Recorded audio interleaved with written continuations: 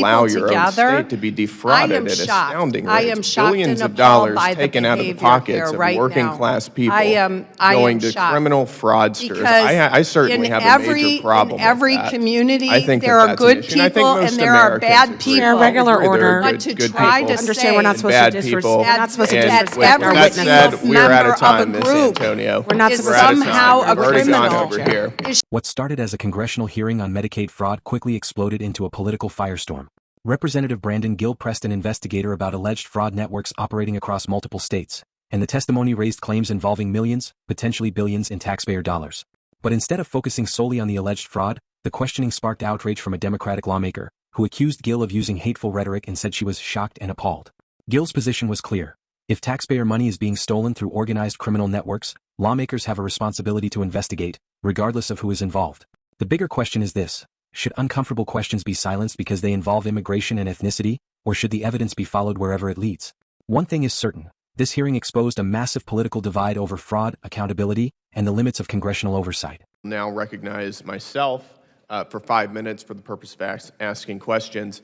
Mr. Rosiak and all the witnesses, thank you all again for coming here. Mr. Rosiak, you've identified multiple individuals and LLCs that you believe engaged in fraud. How many of these had Somali or Bhutanese or other African origin names? 100%. 100%. And how many did you look through? I mean, that's 100% of how many, roughly? I looked at the names of hundreds of companies. I looked more deeply into maybe 50. More deeply into 50. You looked into hundreds of companies, and 100%, you're telling me, had names that were Somali, Bhutanese, or other sort of African origin derivation. Correct. I thought I saw an American, and I was very excited, but it turned out to be the teenage son of that money launderer, who was actually just a proxy for this woman from Ghana.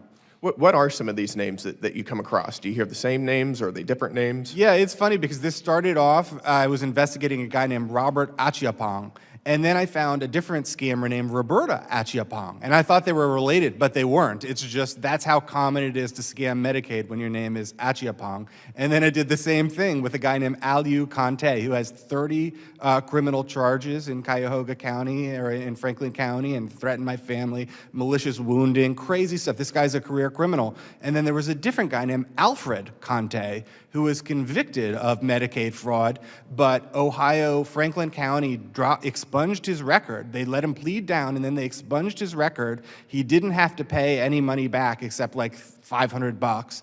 And the Ohio Nursing Board let him keep his license. So you've got the Contes, the Achiapongs, and it just seems to be the family business is billing Medicaid. Criminal rings. We did a lot of work previously this year on Medicaid fraud in Minnesota. There seem to be a lot of similarities here. Can you tell us in your investigation, have you found any connections between Ohio Medicaid fraud and the Somali fraud that we saw in Minnesota? Yeah, it's the same people. They all have relatives in both places, and they move back and forth. First of all, I think there was $130 million in cash that transferred from the Columbus airport to the Minnesota airport and then to Somalia. And so they're moving basically briefcases of cash. And there's one guy that had, basically he racked up $30,000 in tax debts in Columbus running this daycare center and not paying his taxes. So then he started a home health care company in Minnesota, billed $35,000 in 1 month, and then dissolved the company. So I just want to be clear, your testimony is that there is a large interstate criminal enterprise of Somali fraudsters that are defrauding the federal government in multiple states of potentially billions of dollars. Is that your testimony? Correct. And can you give us a sense of the scale of this fraud? We saw it in Minnesota, we're seeing it here, but have you seen it in other places, or can you give us a sense for either dollar values or the number of people involved, in your opinion?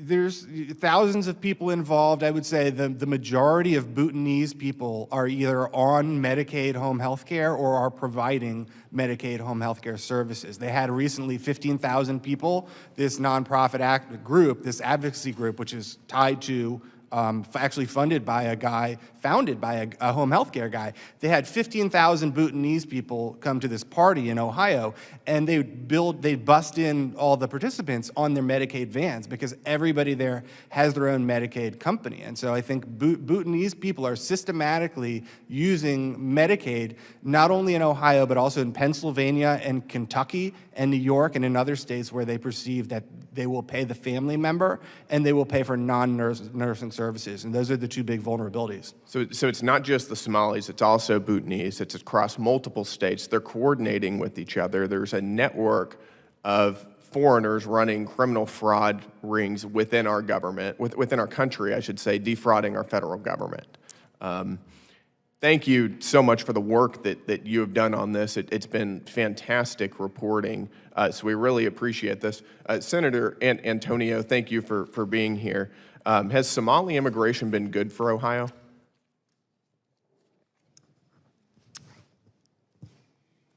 You know, that's really outside of my purview of You're a state senator. Would you like to see more immigration from Somalia?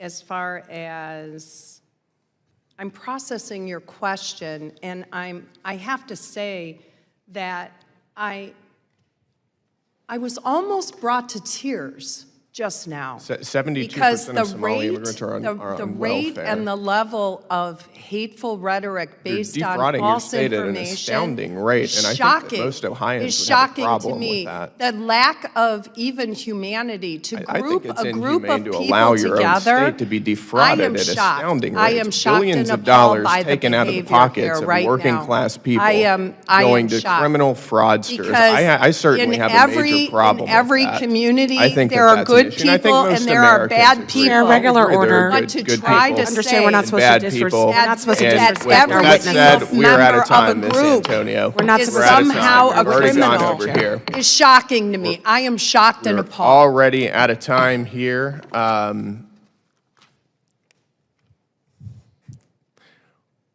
said, thank you to the witnesses for taking the time to come here. It's always fun on the Oversight Committee, always exciting.